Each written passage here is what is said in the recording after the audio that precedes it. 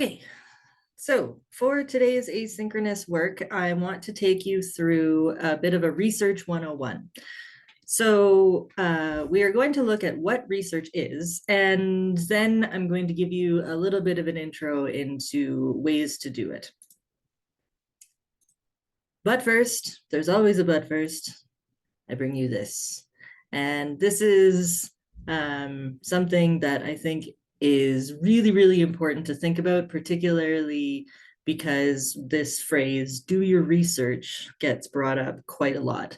But the idea of doing your research as a non-academic in the 80s and the 90s was one thing that is completely different now because of how much information we truly have access to, both accurate and questionable. So we're going to look at what research is, what good research is, and then I'll give you a little bit about how to find it. So in order to find good research, you need to weed through the crap. And I don't mean that just facetiously, although you do know that I love a good fart joke. What I mean is there is a test that you can use. It is the crap test. And by using this test, you can evaluate and determine whether the source that you're using is appropriate and reliable. So you want to look and see whether or not the research that you are doing, whether the sources that you're using are current enough. Now, in literature, this doesn't necessarily have as much of a concern to it as some of the sciences. Science, obviously, there's always new discoveries and new changes. So, research from 10 years ago would be pretty much completely obsolete. Literature is a little bit different, but that being said, it always is a good idea to try and find things that are published within the last 10 to 15 years and not necessarily rely on things that are, from the 80s and the 90s. Chances are somebody else has sort of investigated the same idea. Now, all of this, please do remember that you need to apply some critical thinking. So from that, I mean, if you're looking at how the novel was originally received when it was first published in 1985, then obviously you're going to look at material from 1985. But for the most part, try and keep your research, within the last 10 years or so. Does the research actually talk about something that is connected to your main idea of your paper? So, if you are looking at Canadian literature and you are only bringing in sources that talk about American literature, well, then there's a question about the relevancy there. The authority. So who wrote this, and are they a professional? Have they been trained in research and writing? Is the publication something that is reputable, peer-reviewed, or at least has a good reputation? Or is this just, anybody publishing on a personal blog? These kinds of things will really add value to your research. Make sure you're giving good quality research with authority. Is it true? Especially now, this is in the era of the internet, the thing that we really need to concern ourselves with is anybody can write anything on the internet. That doesn't necessarily make it true. So you have to do some good critical thinking and some fact checking to make sure that the research that you're using is accurate. And then finally, you want to question, what is the purpose of this? What is the author trying to achieve here? Why am I being made to read this? Is the publication trying to sell me something, or are they trying to share valid information? So you want to look at whether or not something is sponsored or ad driven, or if really the ultimate purpose is to drive readership to something different, or to buy into a specific agenda. These kinds of things will really help determine whether you are using valid research. So in order to determine some of this. I have some examples. Before I give you some examples, I want to let you know that there are some sources that just right off the get-go are absolute no's, okay?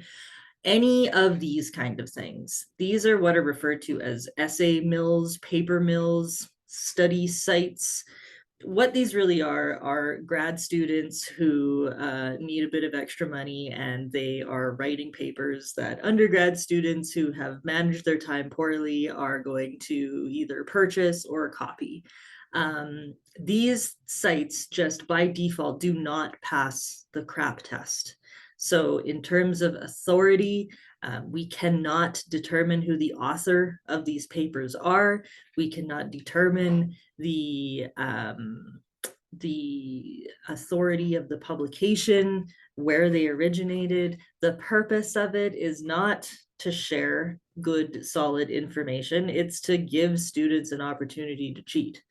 The relevance, a lot of these things are just kind of easy generic essays that might fit with a number of different things, and they're written quickly and nobody is checking them. So a lot of times they are not accurate. So just do not use these kinds of things. This is teetering very close on academic misconduct, and these sources don't pass the crap test, so they are not good sources. Wikipedia. I'm going to show you something about Wikipedia. We've all learned that Wikipedia is not a valid source, and this is true. You cannot cite Wikipedia as your source. However, it is a really great place to begin, and I'm going to show you why. So with that, let me switch to this screen, and I will help you to see how some of this crap stuff works. Okay, so now I will switch to this screen and we will see how some of this crap stuff works. Okay, so this is a online magazine called Salon. Okay, so we're going to look at whether it's current, relevant, if it has authority, if it's accurate, and what is the purpose. So published May 29th, 2017. So it's about 6 years old. It's getting up there, but it's, you know, still something. Okay. It is about The Handmaid's Tale. Okay, it's relevant. What about authority, accuracy, and purpose? Now, in terms of relevance, let me go back just a minute, because is this talking about the book or is this talking about the television show? Remember, I did mention that the TV show, the first season follows along pretty closely with the first book, but then it does deviate a bit, or it dips into the second novel. So this is really talking a lot about the television show. Okay, so in terms of relevance, I don't know. Now, in terms of authority and purpose, we can see that this is pretty clearly coming from a specific side, right? We can see that just from the way the title is written. Watch these conservatives do mental gymnastics to convince themselves The Handmaid's Tale isn't about them. The right-wing pundit verse is very huffy about the new series based on Margaret Atwood's theocratic dystopia novel, right? So we can tell that there's a certain level of bias here, right? It is a more left-leaning publication. Now, that doesn't necessarily mean that it is inaccurate or bad, but in terms of research, right, there is a purpose here, which is to, to really sort of bring readership or have readership support a specific kind of ideology that goes beyond just what is happening in the text.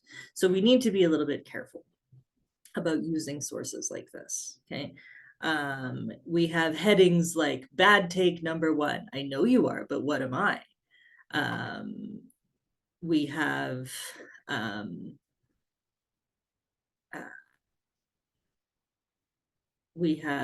certain phrases Mike Pence thinks you could shock the gay out of people. George W. Bush's cabinet was absolutely lousy with young Earth creationists.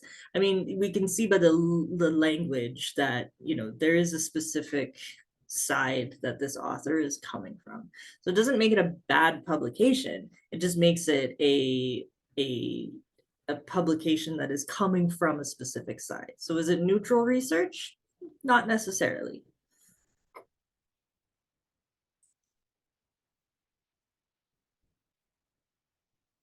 Here is a source.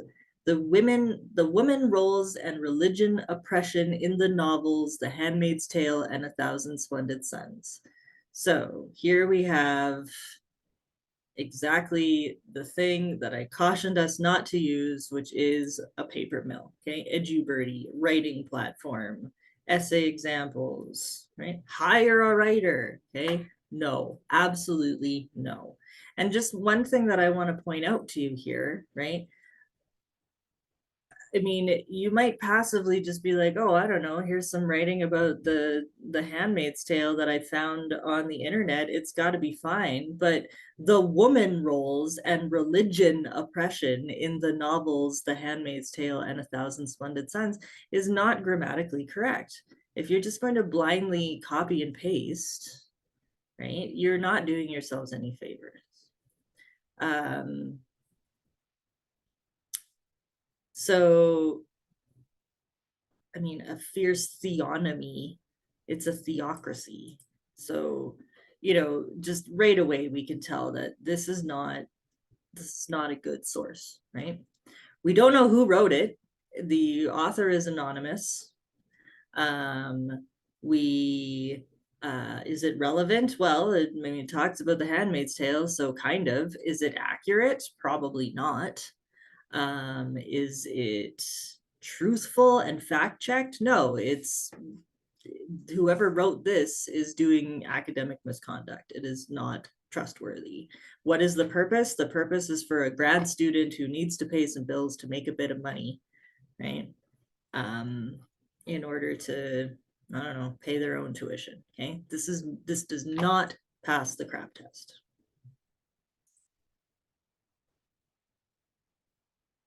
Here's an article from the Daily Citizen. The Handmaid's Tale, a show that hates Christianity and America. Hopefully, right away, you're seeing what I was talking about with the article from Salon, right? We have a very biased opinion.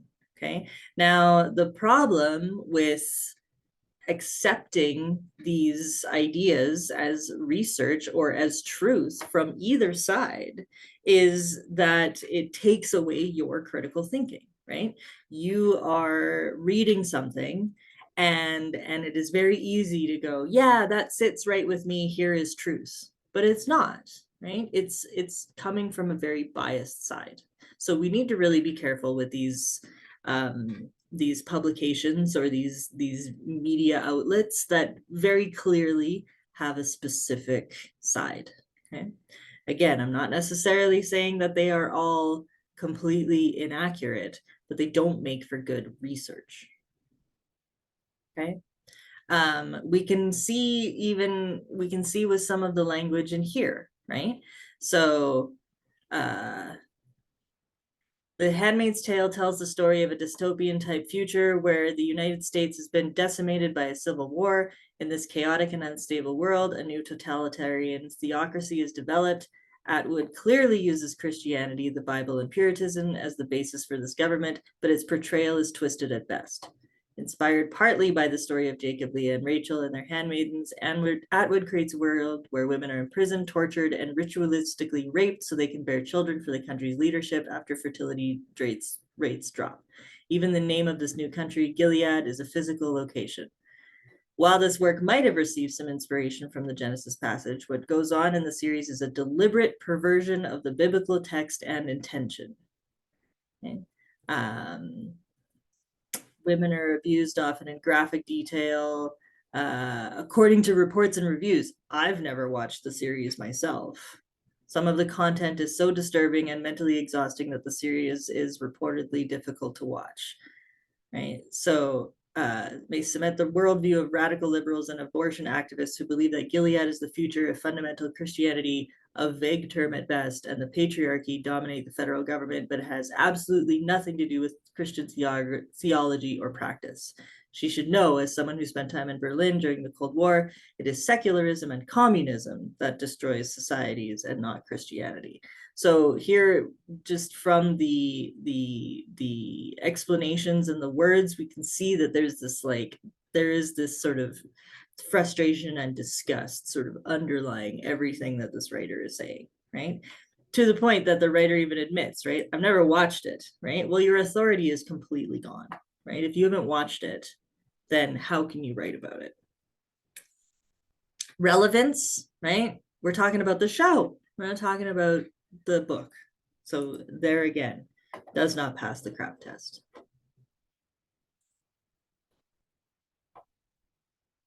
Whoops. Okay, I'm gonna have to go back and find that. I will do that when I show you about the library databases, but let's move on to this one. So here is an article titled, "What We Mean When We Talk About Infertility." Literature propagates the myth that women who can't conceive bear some moral failing. So from the title, we're not slapped in the face with Handmaid's Tale, but we do have some kind of connection, right? Here we see somebody dressed as a handmaid, right? So we can start to, think that maybe there is some connection here, right?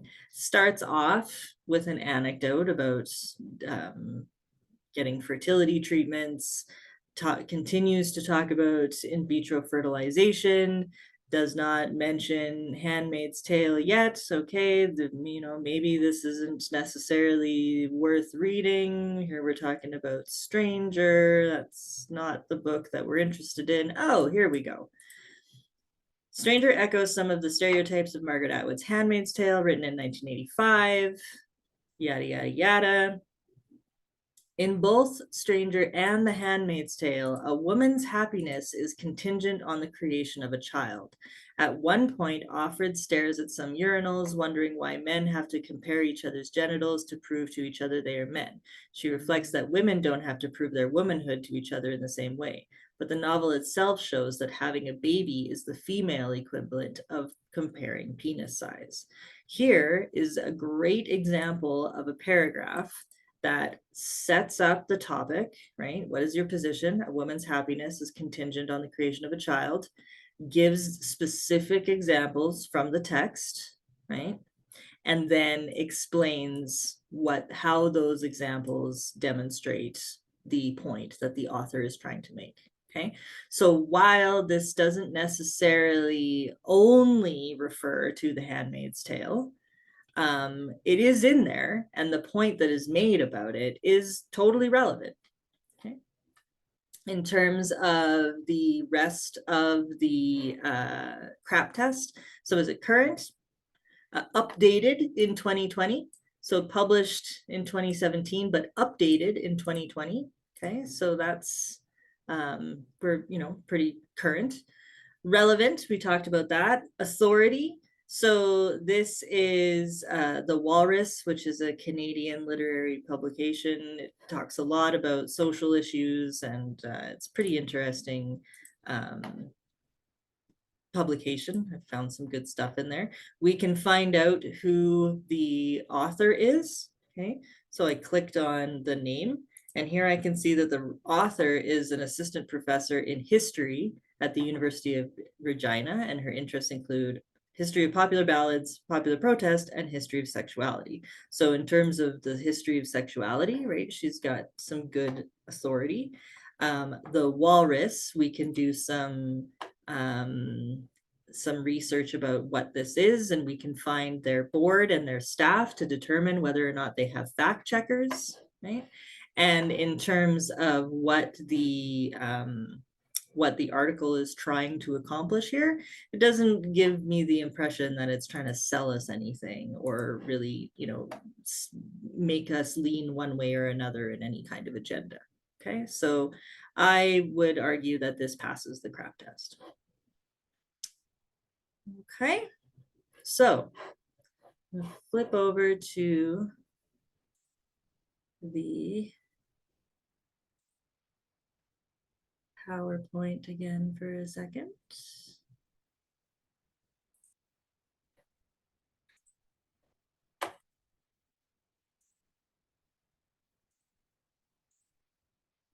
Okay. And, oh, apparently I closed the Wikipedia one. Let me go back to that for a second. Okay. If we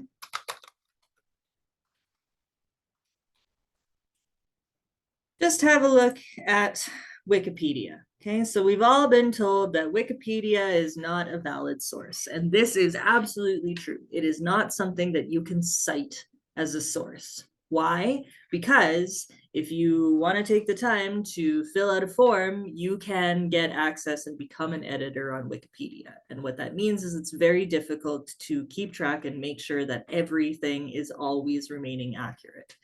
However, if you scroll to the bottom of a Wikipedia page, you will find these.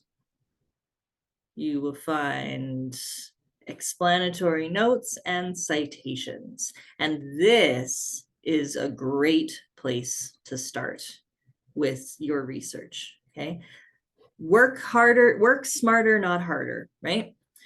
You can find some good information, right? An interview, that would be really good, right? An interview with Margaret Atwood, she's the authority on the novel, that would work. Feminist utopias, dystopias, and contemporary literature. I mean, this received the Booker Prize, reflecting on the frightening lessons of The Handmaid's Tale. So there's lots of articles in this reference part of Wikipedia that you can use to start doing research. Okay, so this is where Wikipedia actually is a really good, a good tool, just not a good source. All right. Okay, now I'm gonna go back to the PowerPoint.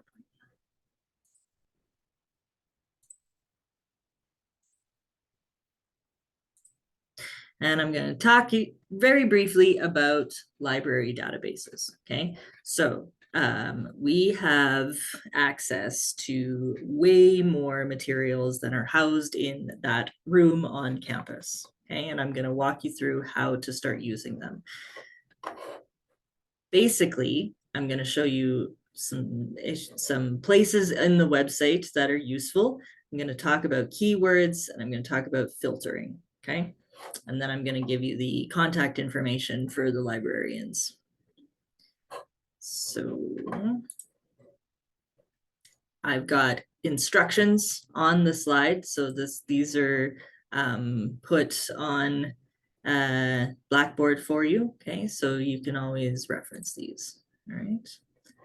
So let me just whip through and show you.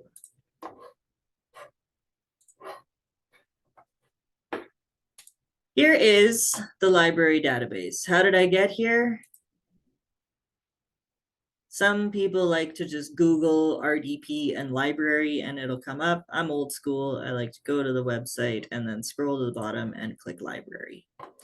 That will take you to this page. We're going to spend most of our time in one search, but I do want to let you know that if you click on subject guides, if you are in English class, you can click on English and it'll give you great information, such as some specific databases where you will probably find some good research, the subject specific librarian. So for English, it's Tennille, she's amazing. Information about citations.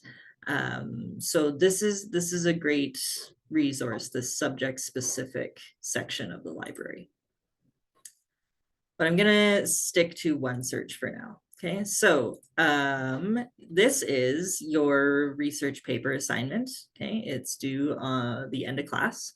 And here are the topics that you can choose from. please do remember I said if you've got something different you want to talk about, run it by me. I'm happy to have you research whatever you are interested in as long as I get a heads up. Okay, so let's use biblical references in The Handmaid's Tale. Okay, that's what I'm going to research right now. So, one search, I'm going to write Handmaid's Tale and Bible.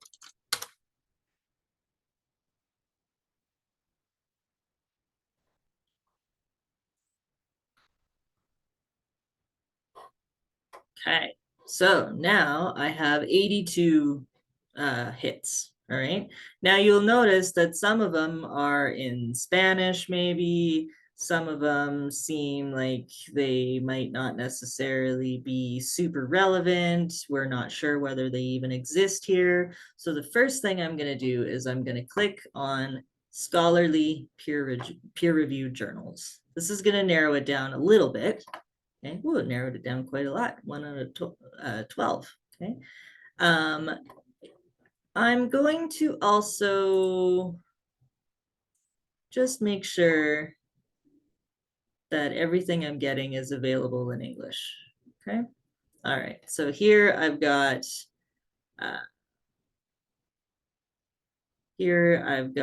some stuff about Lot and his daughters, Rachel and Leah, gender inequality, right? So here I can start to do some further research, all right?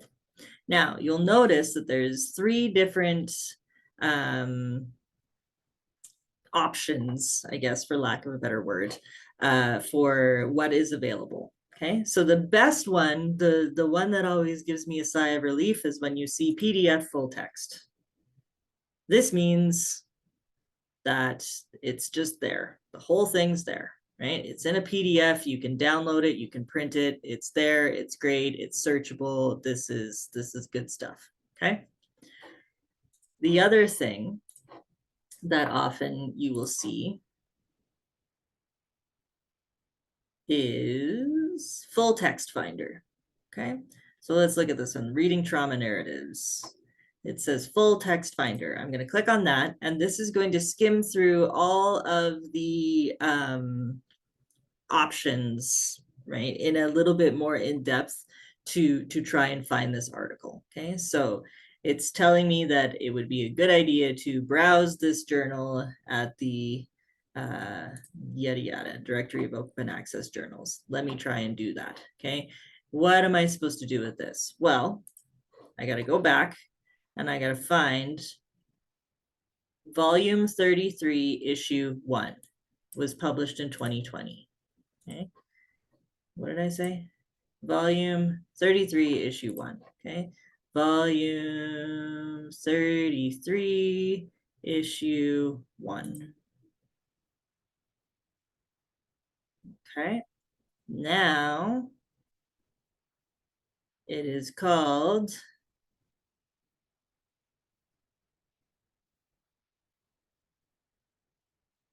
here we go, reading trauma narratives PDF, and it's going to download it. There we go.